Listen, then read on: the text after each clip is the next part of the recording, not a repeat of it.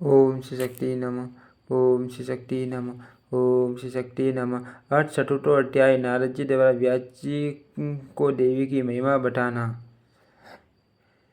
ऋषिगण बोले, हे स्वामी, अमर ऋषि व्यास की किस पत्नी से सुखदेव जी उत्पन्न हुए, उनका जन्म किस प्रकार हुआ और किस प्रकार से उन्होंने इस संहिता का सम्यक अध्ययन कर लिया, आपके द्वारा ही वे अयोनिज कहे गए हैं, तो फिर अग्नि से उनकी उत्पत्ति कैसे हुई। हे माँ मते, इसमें हमें मान संशय हो रहा है, आप उसका समाधान करें। हम लोगों ने पहले ही सुना है कि माँ तपस्वी सुखदेव जी गर्भ योगी थे।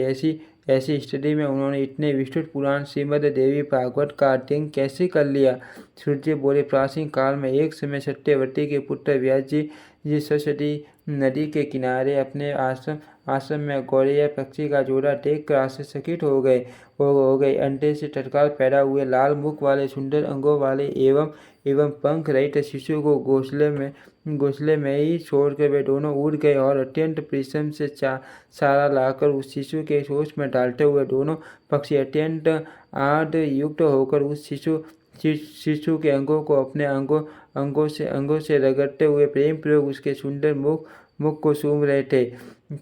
व्यास जी उस शिशु में उन दोनों पक्षियों का ऐसा अद्भुत प्रेम देखकर चिंता में पड़ गए और मन ही मन सोचने लगे कि यदि अपने पुत्र के प्रति पक्षियों में ऐसा प्रेम दिखाई दे रहा है, तो अपनी सेवा का फल चाहने वाले मनुष्यों को ऐसा प्रेम व्यवहार होने में आश्चर्य ही क्या है। क्या ये दोनों पक्षी इसका सुख साधन स्वरूप विवाह करके स्वयं सुखी रहते हुए इसकी वधू का सुंदर मुख देख पाएंगे। क्या इनकी वृद्धावस्था में यह धर्मनिष्ठ पुत्र पुण्य प्राप्ति के लिए इन दोनों की सेवा करेगा, धन आदि अर्जित करके क्या यह अपने माता पिता को संतुष्ट रखेगा और इनकी मृत्यु के उपरांत क्या इनका विधि पूर्वक प्रेत कर्म करेगा, अथवा क्या गया तीर्थ जाकर यह बालक उनके साथ आदि कर्म करके उनका उद्धार करेगा तथा उनके परलोक साधन हेतु क्या यह विधि पूर्वक नीलोत्सर्ग नील वस्त्र छोड़ने का कर्म करेगा। पुत्र के शरीर का आलिंगन और विशेष रूप से उसका लालन पालन इस संसार में सभी सुखों में उत्तम सुख कहा गया है। पुत्र रहित मनुष्य न तो सदगति पुत्र रहित मनुष्य की न तो सदगति होती है और न तो उसे स्वर्ग की प्राप्ति होती है। अतः परलोक साधन के लिए पुत्र से बढ़कर अन्य कोई उपाय नहीं है। मनु आदि ऋषियों ने भी धर्मशास्त्र में कहा है कि पुत्रवान मनुष्य स्वर्ग प्राप्त करता है और पुत्रहीन व्यक्ति को स्वर्ग प्राप्ति कभी भी नहीं होती। इस बात में अनुमान की कोई आवश्यकता ही नहीं, अपितु यह प्रत्यक्ष रूप में भी देखा जाता है। साथ ही यह वेद स्मृति आदि का भी सनातन वचन है कि पुत्रवान मनुष्य पापों से मुक्त हो जाता है। रोग अवस्था में तथा मरण काल में भूमि शैया पर पड़ा हुआ संतानहीन प्राणी दुखित होकर अपने मन में विचार करता है कि मेरे घर में पर्याप्त धन है, अनेक प्रकार के पात्र हैं तथा मेरा यह भवन भी अत्यंत सुंदर है, किंतु अब इन सब का स्वामी कौन होगा। सुखी मृत्यु काल में उस प्राणी का मन अति दुखी होकर भ्रमित होता रहता है, इसीलिए उस भ्रांत मन वाले प्राणी की दुर्गति अवश्य ही होती है। इस प्रकार अनेक चिंतन करके और बार बार लंबी तथा गर्म सांसें लेकर सत्यवती पुत्र व्यास जी का मन अत्यंत खीन हो गया। इसके बाद मन में बहुत सोच विचार करके अनंत दृढ़ निश्चय करके वे तपस्या के लिए मेरु पर्वत पर चले गए। उन्होंने मन में विचार किया कि मैं विष्णु रुद्र इंद्र ब्रह्मा सूर्य गणेश कार्तिकेय अग्नि एवं वरुण इन देवताओं में किस देवता की आराधना करूं जो वर प्रदान करने में उदार तथा अभिष्ट फलों को देने वाला हो। इस प्रकार व्यास जी विचार कर ही रहे थे कि उसी समय संयोगवश मुनिश्रेष्ठ नारद जी हाथों में बिना धारण किए हुए वहां आ गए। उन्हें देखकर सत्यवती पुत्र व्यास जी अत्यंत प्रसन्न हुए और उन्होंने अर्घ्य तथा आसन प्रदान करके उन मुनि से कुशल क्षेम पूछा। कुशल प्रश्न सुन लेने के पश्चात मुनिवर नारद जी ने पूछा, हे द्वैपायन, आप किस कारण से चिंताग्रस्त हैं, मुझे बताइए। व्यास जी बोले, संतानहीन व्यक्ति की सद्गति नहीं होती और कभी भी उसके मन में सुखानुभूति नहीं होती। इसी बात को लेकर मैं अत्यंत दुखित हूँ और बार बार यही सोचता रहता हूँ। मैं अभिलषित फल देने वाले किस देवता को अपनी तप साधना से प्रसन्न करूँ, इसी चिंता में पड़ा हुआ मैं अब इसके समाधान हेतु आपकी शरण में हूँ।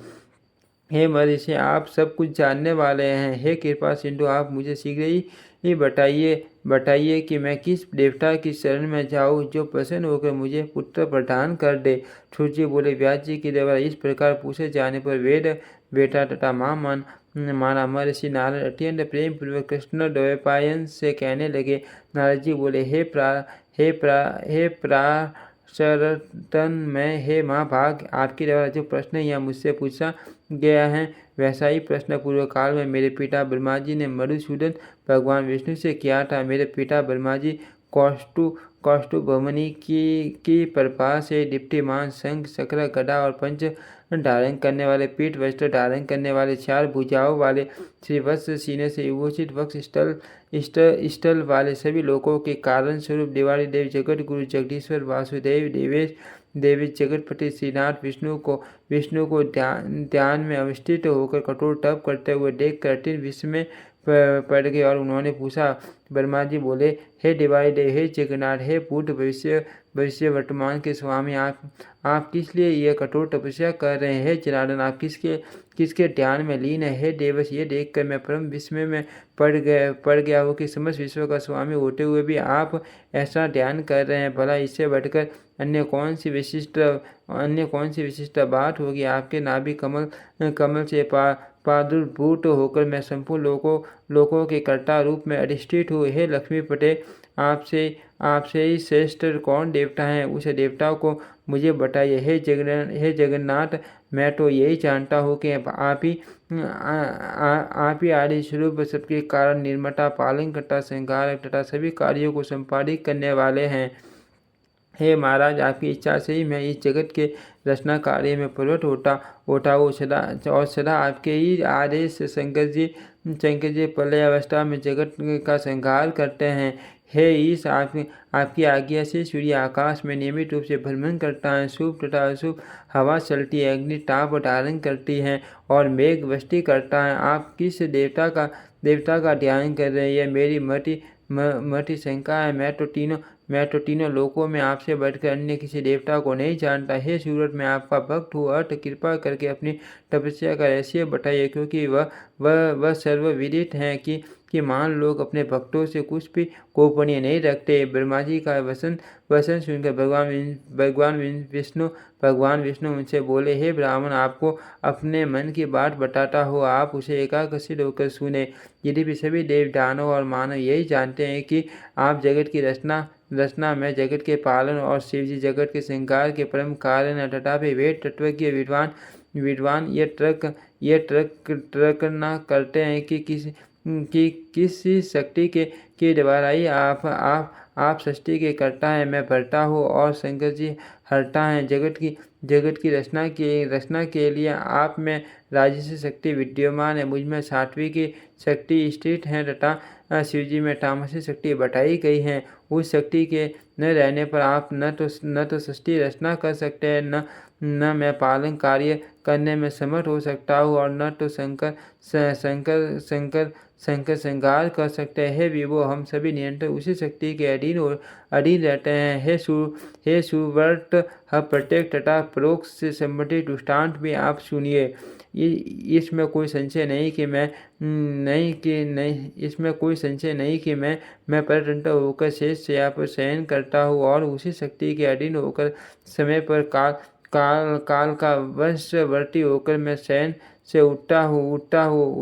उसी शक्ति का अवलंबन प्राप्त कर मैं सदा तपस्चरण करता रहता हूँ। मैं कभी लक्ष्मी के साथ सुखपूर्वक विहार करता हूँ और कभी दानवों के साथ अत्यंत भीषण शरीर को शून्य कर देने वाला तथा लोगों को भयभीत कर देने वाला युद्ध भी करता हूँ।